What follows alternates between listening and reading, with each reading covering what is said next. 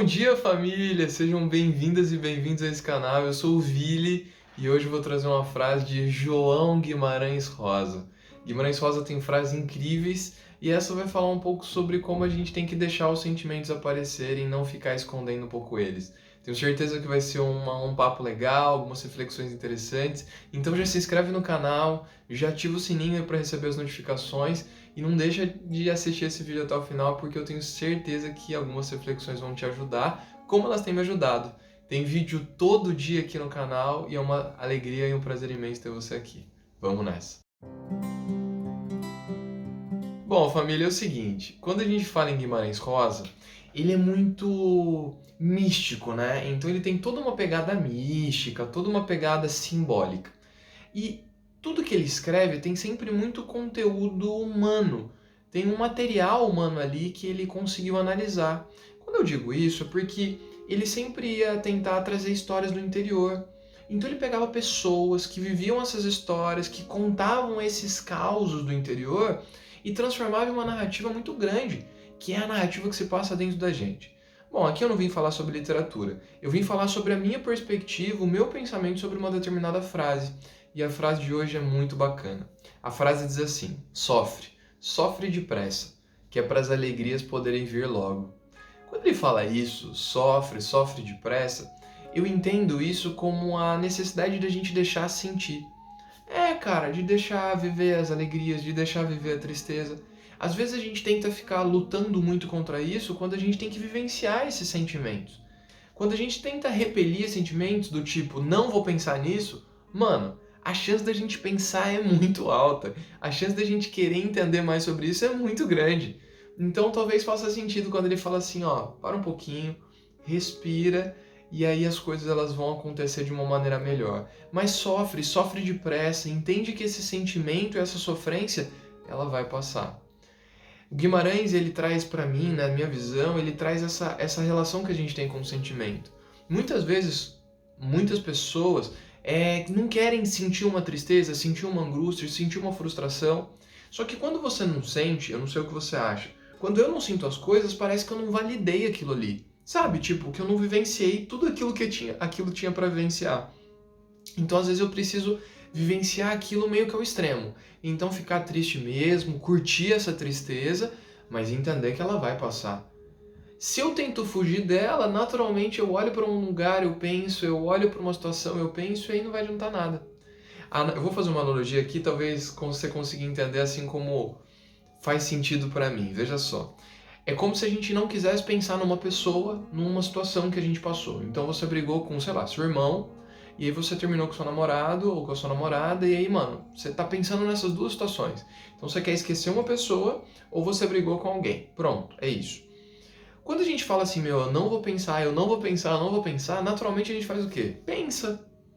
Então a gente pensa na briga, a gente pensa o que a gente queria ter falado, o que não teria ter falado, como a gente agiria, se acontecesse de novo. Nossa! E a gente cria mundos imaginários e entendendo que isso vai corrigir alguma coisa que a gente está sentindo naquele momento. Acontece assim com você? Comigo acontece. Então várias vezes eu fico pensando, não, mano, e se eu tivesse falado aquilo, e se eu tivesse pensado isso, mas velho, se eu tivesse dito aquilo, e cara, não volta. Eu fico, na verdade, amargurando um sentimento que não vai voltar. E quando eu faço isso, eu só tento fugir desse sentimento de frustração. Talvez não seria mais fácil e mais adulto eu entender que eu errei naquela situação, que eu não deveria ter feito aquilo, ou que eu deveria ter feito aquilo e por que eu tô me sentindo mal? Se a gente nega o sentimento, a gente nega a experiência que aquilo trouxe pra gente. E talvez faz sentido dizer que a gente negaria o aprendizado daquela experiência? Por que ficar negando o que a gente sente se é aquilo que a gente sente? Galera, veja que o que eu tô dizendo é o que faz sentido pra mim. E pra mim não faz sentido eu ficar curtindo a tristeza por tanto tempo. Ficar triste por tanto e tanto tempo. Mas eu acho sim, porque pra mim faz sentido que eu tenho que sentir aquela tristeza por um tempo e não ficar vivendo isso. Senão a gente vai viver sempre na dor. E aí a gente vai ficar amargurado, amargurado. Tá ligado? É mais ou menos assim, você tá triste, você tem o direito de estar triste. Vai, deita na sua cama, assiste série, come um brigadeiro, come uma pipoca, mas entende que isso precisa passar em algum momento. Agora, se a gente não se dá o direito de ficar triste por um tempo, como que esse sentimento vai passar?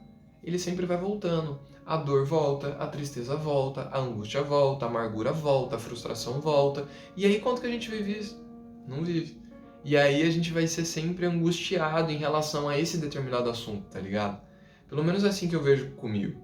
Um dia eu li uma parábola, né? Uma história oriental que falava muito sobre isso. Um jovem foi visitar um mestre, né? Que vivia nos montes, tal, recluso, meditando, né? Tendo contato com a espiritualidade e tal. E aí esse jovem foi encontrar com o mestre. Quando ele entra no templo, o mestre está meditando. E ele termina a meditação, o menino estava muito eufórico, ele estava passando por muitos problemas na vida, problemas e problemas e problemas, cara, eram muitos problemas. E aí esse jovem pega esse jovem não, o mentor, né, esse filósofo, esse monge, enfim, essa pessoa espiritualizada, terminou de meditar e pega o chá.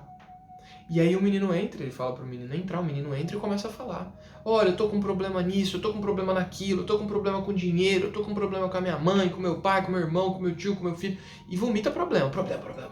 Falou de problema. O velhinho, né, esse filósofo, pega o chá, o cara vai falando. Toma o chá.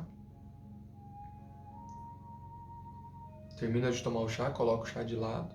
Ergue a cabeça e o cara falando. A hora que ele termina de falar, o senhorzinho olha pra ele, pega o chá de novo, imagina a angústia do cara. Bebe o chá de novo e aí fica em silêncio, imagina a cena, em silêncio. Coloca o chá do lado, tudo em silêncio.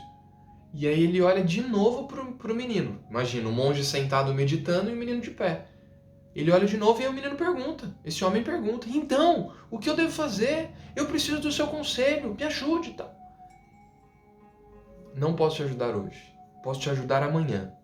Mas para isso, você tem uma tarefa e eu resolverei seu problema. Por favor, não pense em macacos.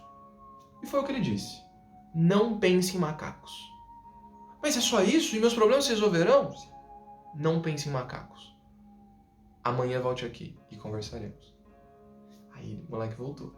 Quando o moleque chega, o cara, né, chega no dia seguinte, ele já chega eufórico.